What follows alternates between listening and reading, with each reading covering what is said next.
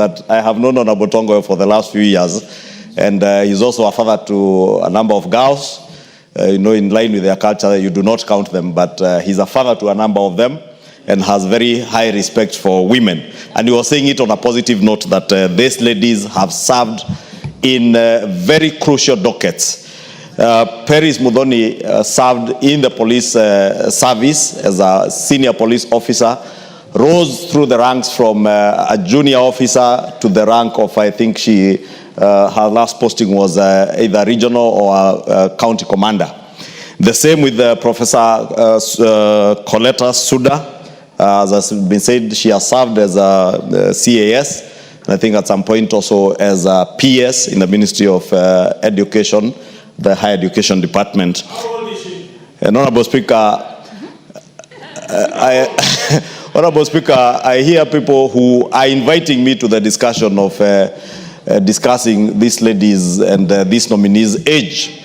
But you know the Constitution, and Honorable TJ Kajwang knows that our Constitution obligates us not to discriminate anybody on the account of either gender. That is why you had the Honorable ladies led by the distinguished member for Nandi County, Honorable Cynthia Muge, rise in her place so that nobody should be discriminated either on the basis of her age, her gender, or even her religion, Honorable Speaker. And therefore, these ladies and these gentlemen, at whatever age, they are Kenyans who have been vetted and been ascertained by the committee which the Honorable Kaluma sits in. And he's a very serious and senior lawyer. You heard him the other day when he was discussing the law of the sea, that he can tell you even legally, he can tell you that they vetted and ascertained that these people merit to serve in these positions, Honorable Speaker, and they have very good experience. Because with age, Honorable Speaker, also comes experience. And a commission is like a board of trustees or a board of governors in a company or in an institution. And therefore, they are not the secretariat in the commission, Honorable Speaker. The secretariat has a very able young person, I think, called Lled, who is a CEO, with a very able team of young, energetic Kenyans, very productive at their prime age. And therefore, it's also good to marry that with a board or a commission that has both experience and wisdom. And I say that, Honorable Speaker, because all these officers have served in senior positions in government and out of government, and therefore have the requisite experience and wisdom to be able to guide the commission, Honorable Speaker. Honorable Speaker, in closing, and I think is a vice chair who has alluded to it, we must call on this commission to ensure that they work towards completely professionalizing our police force. Honorable Speaker, yesterday the Minister or the Cabinet Secretary in charge of the Interior and National Security did pronounce himself on a number of reforms within the police service. And part of those reforms must and should be implemented or supervised, the implementation will be supervised by the National Police Service Commission. And I want to call on these nominees as they join the commission to ensure that these reforms are implemented fully, that they professionalize our police force and support our police officers, because Honorable Raso has said it, and I know he came from the uniformed forces.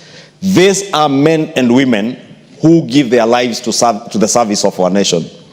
In other jurisdictions, Honorable Speaker, and many of you who travel outside sea, that those who have served in the military, those who have served in the police forces in their jurisdictions, are accorded very high respect, but even in retirement, not just when they're in service. You see, when you go to the US, they don't even queue in banks or at airports, those who have served in the military or in the disciplined forces. Why is it, Honorable Speaker, that for us we do not treat our servicemen and women with the same honor and dignity, yet we expect the same in return, Honorable Speaker? If we expect to be treated with courtesy, with honor and with respect by our uniformed officers, let us also treat them with the respect and honor that comes with the officers that they serve in, Honorable Speaker. These are the officers who are salute at you, Honorable Speaker, and me and everybody else as we pass them in the streets. Many of us never bother to take our time to even know how they are doing, Honorable Speaker. And they are Kenyans like every other Kenyan, Honorable Speaker. Therefore, allow me also, Honorable Speaker, to take this opportunity. As much as we condemn excessive use of force by any officer, Honorable Speaker. And Honorable Speaker, to state that whatever happens, Honorable Speaker, in a country that has the rule of law at the core of its operations, Honorable Speaker, is something that this House must pay attention to, Honorable Speaker. And Honorable Speaker, even or in spite or despite of the sad happenings of the death of Albert Ojwang, Honorable Speaker, I must commend the police that they have done their work to ensure that those who are responsible are brought to book, Honorable Speaker. Because that is how civilized nations work. That is how civilized democracies work.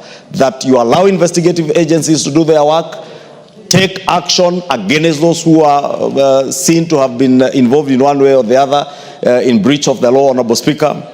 But also in the same light, Honorable Speaker, even as we condemn the excesses of a number of officers, because it is not all officers, Honorable Speaker. It is a few officers. Just like, Honorable Speaker, even in this House, we are not all angels. There are many of us who have our own shortcomings. And therefore, in every institution, Honorable Speaker, even within the police force, there are officers who will have excesses, and the law must be allowed to take its course, Honorable Speaker. But that must never be a justification that if an officer or two have exceeded the expectations of the public, Honorable Speaker, for us as members of the public to take the law into our hands, because that will be courting disaster and chaos in the country. I have seen activists in the streets, Honorable Speaker, touting policemen, an armed police officer, and you are touting them.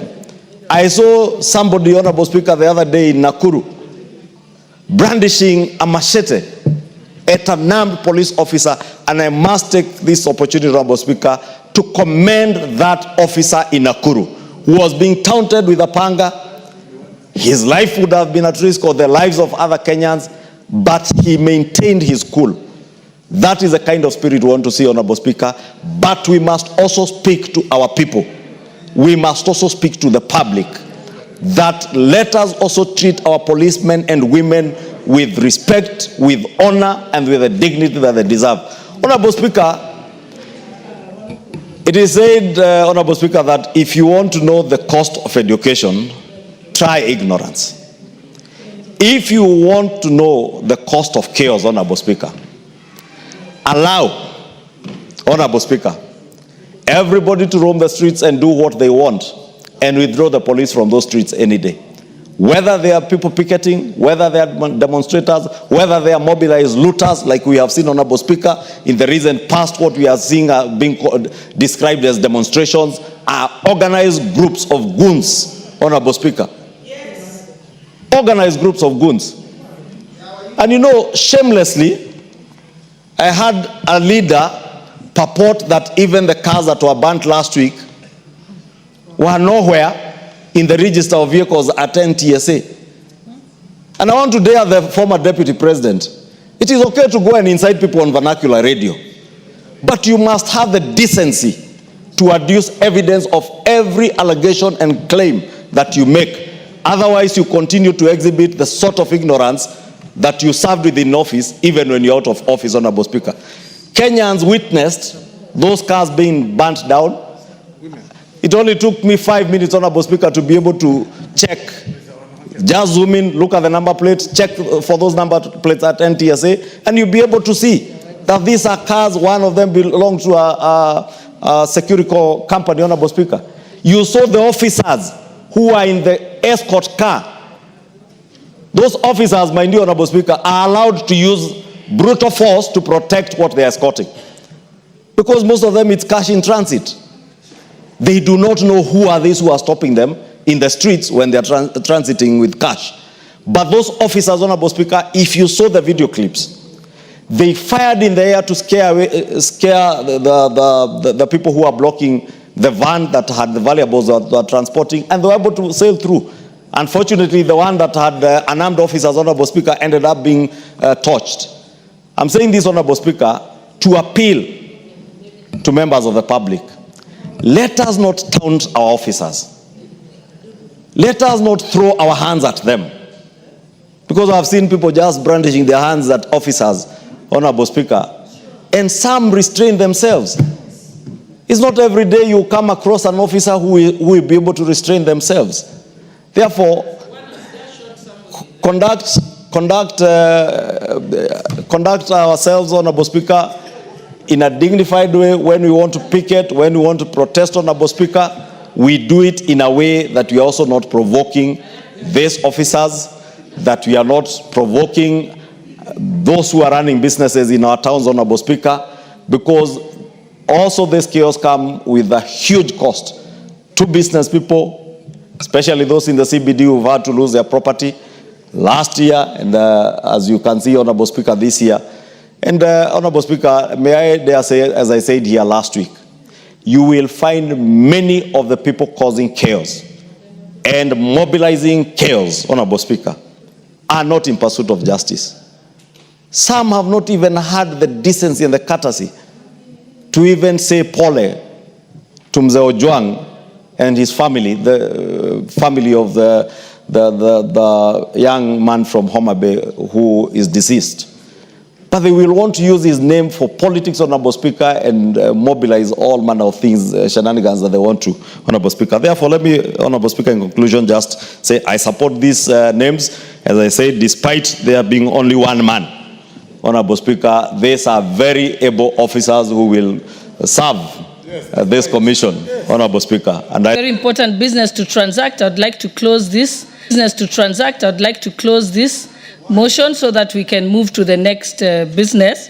But I think it would not be right for me, especially as a woman leader, not to correct the Hansard, which was, your report. So I think I propose that you change to say that Mrs. Peris Muthoni Kimani has served with distinction in the police forces, including in hardship areas. That's a nicer way. Or if you must mention her gender, then I prefer if you said it this way: as one of the few women in the police force at the time, Mrs. Peris Muthoni Kimani served in the police force, including in hardship areas, demonstrating her resilience and commitment. Thank you.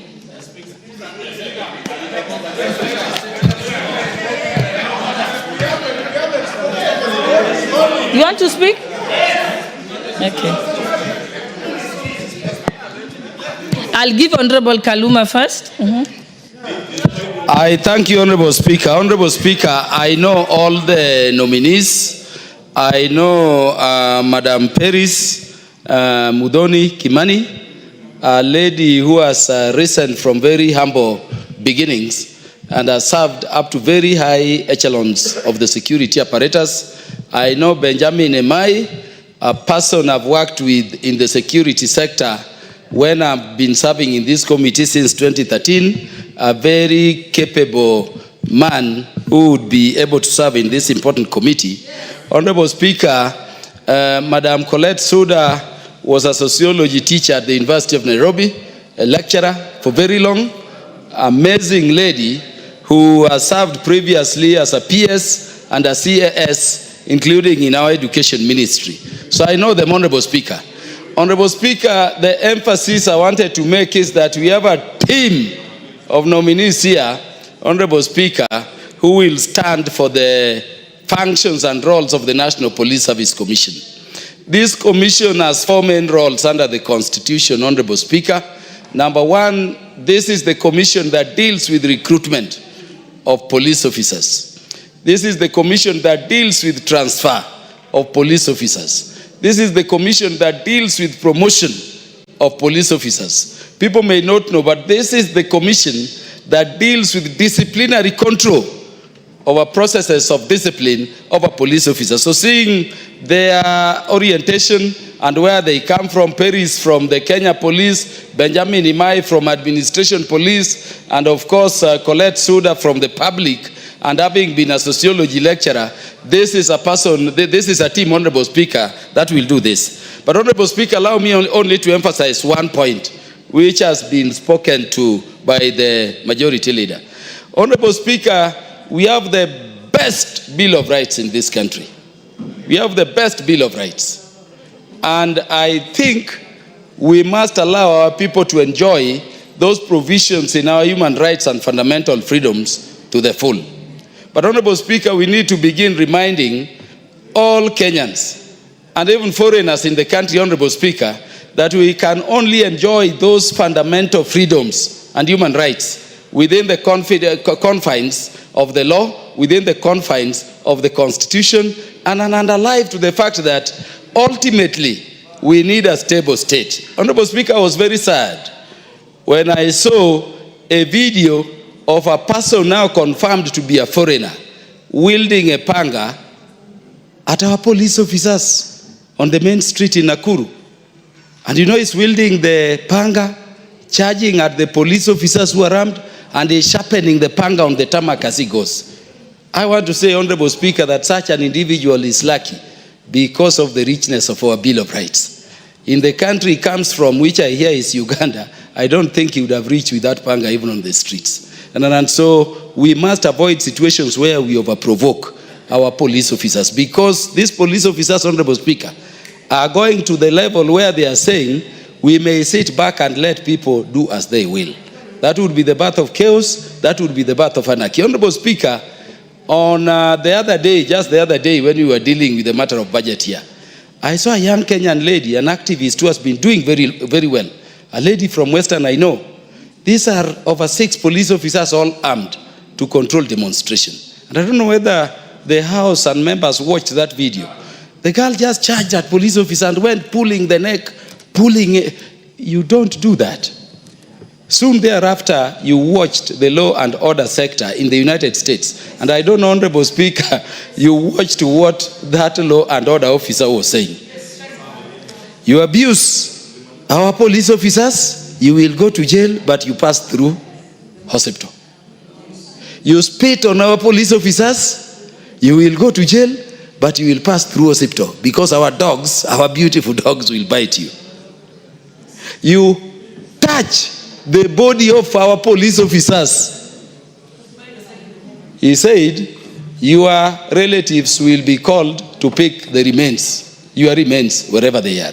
I'm not saying we should go to that extreme, but I see a challenge where we must, Honorable Speaker, begin thinking of how we can enjoy these fundamental freedoms while aware they have limits, and while aware these police officers, if they avoided keeping law and order, there is a problem. That is not to say our police should behave. Indeed, those ones who misbehave must be held accountable in the manner we are doing this otherwise, and expeditiously. And Honorable Speaker, that will be the reason as to why we are sending this gentleman and these great ladies of Kenya to go and deal with disciplinary control. And when they go, if they will be approved, let them balance the scales to allow our police officers to act while allowing Kenyans also to enjoy human rights and fundamental freedoms without fear or favor. I thank you, Honorable Speaker, and I support there are people on this side who have their hands up. I just want to make sure if you could speak kindly for 3 minutes so that we close this matter.